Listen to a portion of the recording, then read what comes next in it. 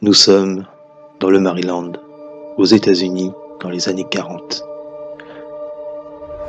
À cette époque, la vie des Américains est simple. Même si en Europe, le chaos s'installe, ici, il règne une douceur de vivre. Une douceur de vivre? Pas pour tout le monde. Car au bout de cette allée, une famille a rendez-vous avec le mal absolu.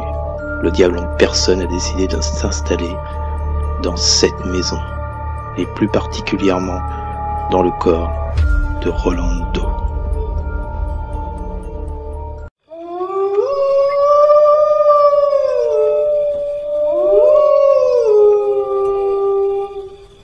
Bienvenue les amis, dans ce tout premier numéro du Manoir des Mystères.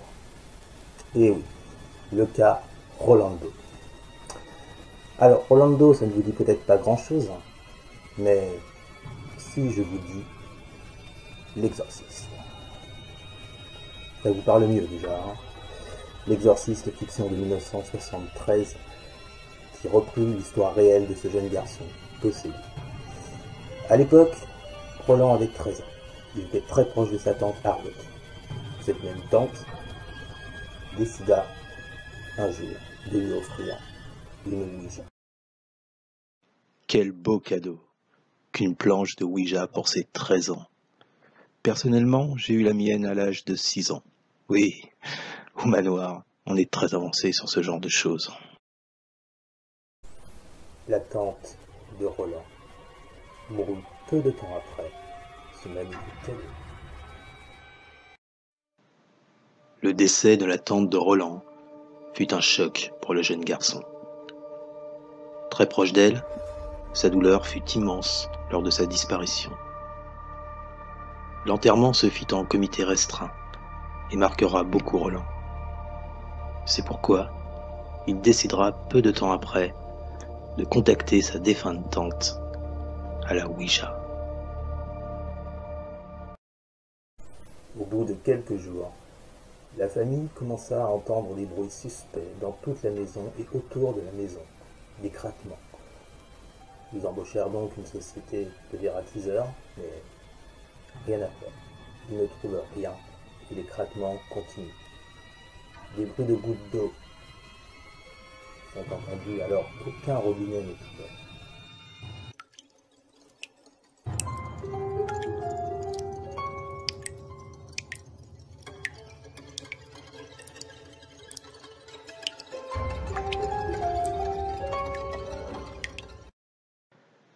Peu de temps après cette séance de Ouija, les événements ne se firent pas attendre.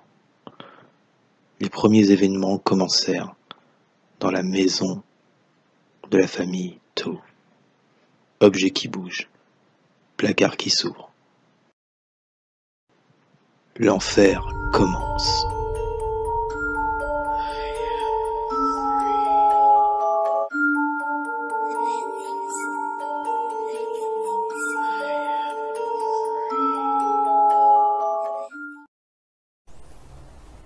Lustre qui bouge, bruit de pas, porte qui s'ouvre, prière dans la nuit, plus rien ne va dans cette maison.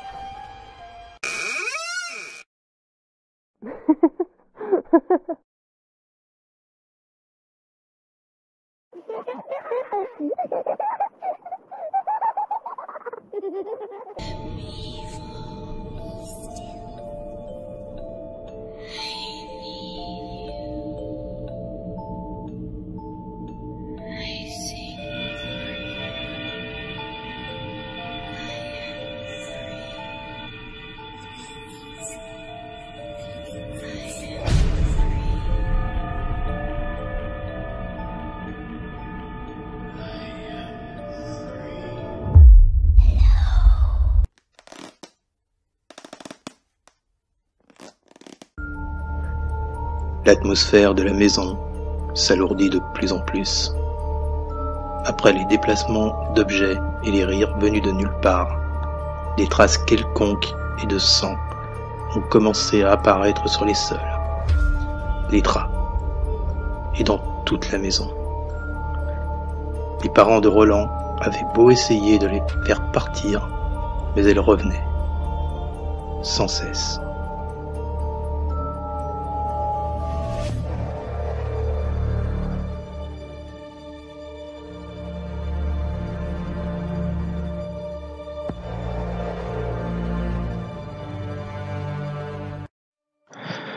L'ambiance dans la maison se fait de plus tendue et glaciale. Les habitants de cette maison commencent à péter des plombs. Ils ont peur. Ils se lâchent complètement. L'ambiance est hyper malsaine.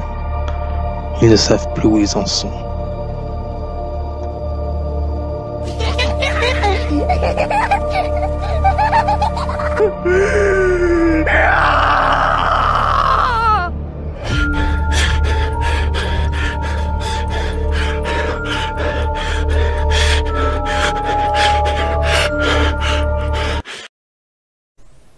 Les parents de Rolando décidèrent alors d'aller voir leur pasteur luthérien, Luther Miles Chills.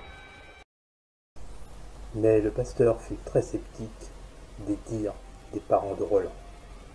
Alors il l'emmena voir des médecins, des psychiatres, pour étudier son cas, mais ceux-ci ne trouvèrent absolument rien au problème de Roland. Alors le prêtre décida d'emmener le jeune garçon toute une nuit chez lui pour étudier les phénomènes. Voici les propos du pasteur Luther Miles Chills.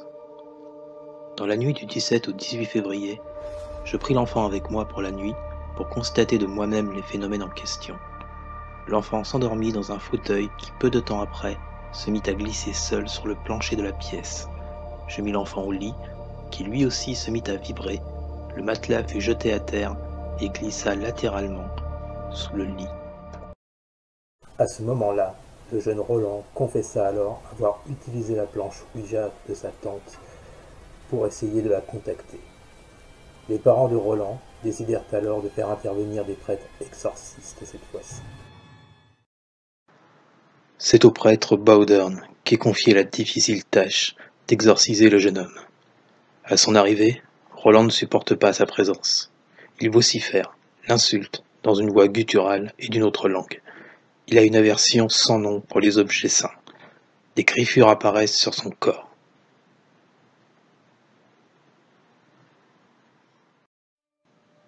Voici quelques écrits du prêtre Bowdern. Mercredi 9 mars. Des douleurs intenses à l'estomac semblent avoir frappé le jeune garçon. La mère ayant levé la couverture du lit et la veste de pyjama du petit, nous vîmes de longues égratignures en zigzag sur le torse du jeune homme. Vendredi 11 mars, le garçon était endormi quand un flacon d'eau bénite posé à 60 cm de son lit fut projeté dans l'angle opposé de la pièce.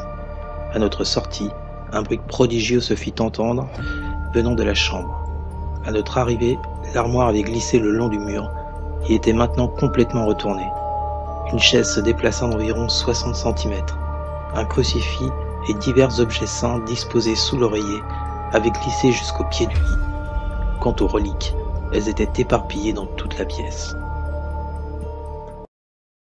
Il y eut en tout une trentaine d'exorcismes en l'espace de 2 mois, lorsqu'au tout dernier exorcisme, une voix énorme sortit de la bouche de Roland. Une odeur nauséabonde se fit sentir, et ensuite, le calme plat.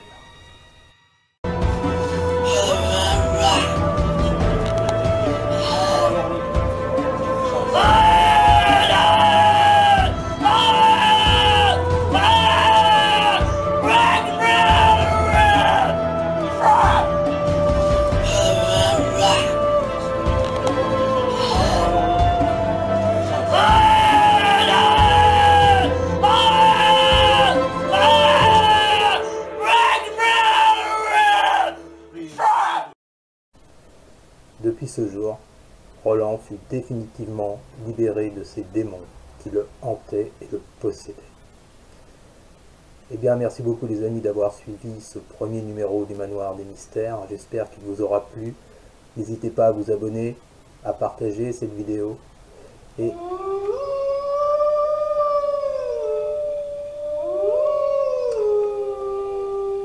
Pardon, c'est Méphisto. C'est mon loup.